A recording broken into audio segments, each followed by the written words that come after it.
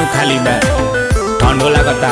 दर्द दिल के बढ़ा के गई, बहुत खर्चा करा के गई।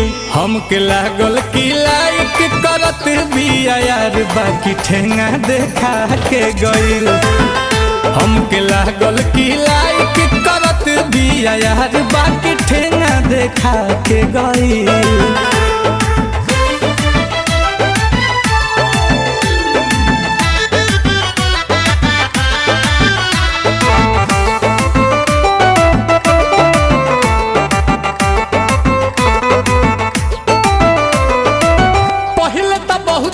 बनल भोली भाली, बाद में तो साफा निकल गइल जाली। जेब भइल खाली, पहले तो बहुते बनल भोली भाली, बाद में उ साफा